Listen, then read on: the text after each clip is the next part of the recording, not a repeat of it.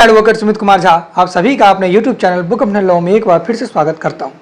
जैसा कि आप सब जानते हैं कि मेरा चैनल लॉ से रिलेटेड, इस पर हम कानूनी जानकारी देते हैं, लीगल प्रोविजन को डिस्कस करते हैं। चाहे वो हमारा नया कानून हो या पुराना कानून हो, हम दोनों को साथ में पढ़ रहे थे, पर अब हम सिर्फ नया कानून पढ़ रहे हैं। पर आज का जो हमारा टॉपिक है वो नए कानून से नहीं है। ये एक पुराना कानून है, बिहार का एक्साइज एक्ट। उसमें एक बात मेरे सामने पहले भी थी, पर आज हमें ऐसा लगा कि ये सबको पता होना चाहिए, क्योंकि जब मेरे पास बहुत सारा केसेस आ जाता है, बहुत सारा क्वेश्चन आ जाता है किसी भी चीज़ से रिलेटेड, तो हम समझ जाते हैं कि ये चीज़ बहुत आदमी को जानना चाहिए और हम उसको आप तक पहुंचा देते हैं। तो हम नया कानून जो पढ़ रहे हो तो हम पढ़ेंगे ही, ठीक है। पर आज हम पढ़ेंगे कि एक्साइज एक्ट अगर 15 दिन तक, एक्साइज एक्ट में ये बात लिखी गई है। आपको मुझसे पहले नोटिफिकेशन का डेट बता देते हैं। 31 मई 2023 को ये नोटिफिकेशन आया था, ठीक है। बिहार गजेट है, ये बिहार गजेट के द्वारा ये नोटिफिकेशन आया था। कब? 31 मई 2023 को। इसका नोटिफिकेशन नंबर है 11, उत्पाद नीति 01/3/2021, 2458, डेटेड 5 अप्रैल 2022, ठीक है। तो ये नोटिफिकेशन जो भी हम यहाँ अभी जो बात करेंगे, जो बातें हम आपको बताएंगे, वो इसी नोटिफिकेशन के आधार पर बता रहे हैं। इसमें कहा गया कि पेनल्टी, पहली बात आपको हम बताते हैं कि 3 पार्ट में इसको बांट लेते हैं, ठीक है। पहला पार्ट कि अगर गाड़ी सीज हुआ, आपका गाड़ी पुलिस पकड़ लिया, एक्साइज एक्ट के अंदर पकड़ लिया, तो वो क्या करेगा, इसको कलेक्टर के पास देगा, डीएम के पास देगा, ठीक है, तुरंत बिना लेट किए हुए ऑनर के साथ कि ये ऑनर का नाम है, सब कुछ पता, ये गाड़ी का सीज है, ये नंबर है, सीजर लिस्ट बना करके वो दे देगा कलेक्टर को, ठीक है।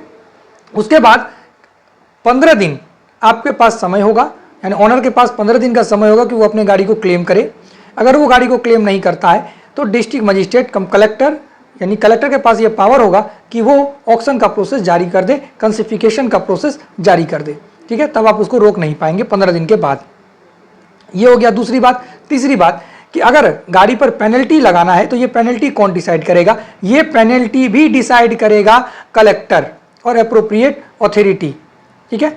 तो कलेक्टर के पास ये पावर है। अब कलेक्टर क्या क्या देखेगा कि गाड़ी में कितना सामान था, ठीक है, उस गाड़ी से कितना कमाई हो सकता था, मतलब कि एक तरह से उसका अपना ब्रेन जो काम करेगा उसके आधार पर वो पेनल्टी लगाएगा। लेकिन इसमें भी लिमिट है। लिमिट ये है कि 10% जो इंश्योरेंस का वैल्यू होगा गाड़ी का, इंश्योर्ड गाड़ी का, उसका 10% से कम नहीं लगाएगा, ठीक है, और 5 लाख रुपए से ज़्यादा का पेनल्टी नहीं लगाएगा, ठीक है। ये हमने आपको लिमिट बता दिया, ठीक है। ये बातें यहाँ पर ख़त्म हो गई।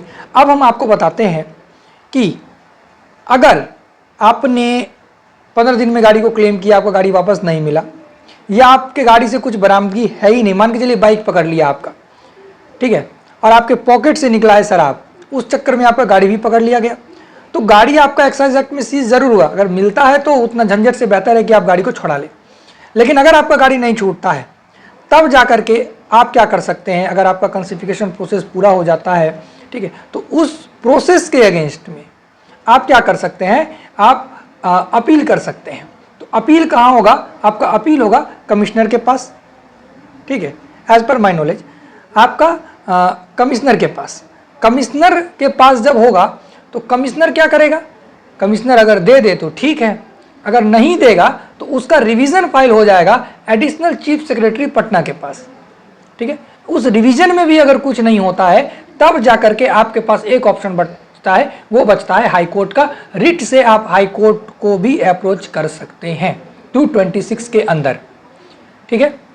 आई होप कि ये वीडियो आपको पसंद आया होगा और आपने 5 बातें जानी, ठीक है। 5 बातें जानने के लिए आपने ये वीडियो देखा था। हम एक बार फिर से आपको बता देते हैं कि आपको कहीं भी दिक्कत ना हो। सबसे पहले कि अगर आपका गाड़ी पुलिस पकड़ता है एक्साइज एक्ट के अंदर, तो उनको क्या करना होगा, तुरंत डीएम, कितनी बार क्या होता है कि डीएम जो है वो डेलीगेट कर देता है, एसडीएम के पास भी पावर होता है, यानी कलेक्टर, लेकिन यहाँ पर कलेक्टर की बात की गई है, तो कलेक्टर के पास वो रिपोर्ट भेज देगा, ठीक है, तुरंत भेजेगा। और जब वो लेटर भेजेगा, जब वो गाड़ी सीज हुआ है, उसके 15 दिन तक आपके पास पावर होगा कि आप अपने गाड़ी को क्लेम करें। अगर आप क्लेम नहीं करते तो कंसिफिकेशन का जो प्रोसेस, ऑक्शन का जो प्रोसेस है वो चालू हो जाएगा, ठीक है। लेकिन अगर प्रोसेस गलत हो रहा है, आपको समझ आ रहा है कि गाड़ी मेरा एक्साइज के अंदर है ही नहीं, तो उसको, उस प्रोसेस को, ठीक है, यानी कि ऑक्शन को भी अगर हो भी गया फिर भी आप चैलेंज कर सकते हैं। कहाँ आप चैलेंज कर सकते हैं? उसको एक्साइज कमिश्नर के पास, ठीक है। और कमिश्नर के पास अगर फिर भी आप रुष्ट हैं, वहाँ से नहीं हो पा रहा है, तब जाकर के आप रिवीजन कर सकते हैं कहाँ, एडिशनल चीफ सेक्रेटरी के पास, ठीक है। और पेनल्टी कितना कम से कम लगेगा आपको, इंश्योरेंस वैल्यू का 10% और मैक्सिमम 5 लाख रुपए, ठीक है। तो यही बातें थी, आज के लिए इतना ही। मिलते हैं किसी नेक्स्ट वीडियो में, या तो नए कानून के साथ मिलेंगे, जो नए कानून तो जो नया कानून है हमारा उसको तो हम पढ़ रहे हैं, उसको हम पढ़ते रहेंगे, उसको हम खत्म करेंगे, ठीक है।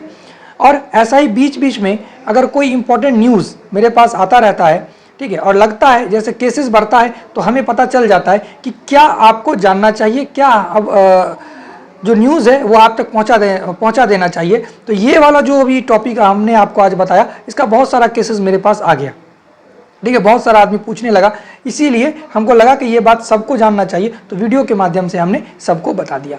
मिलते हैं किसी नेक्स्ट वीडियो में, जय हिंद।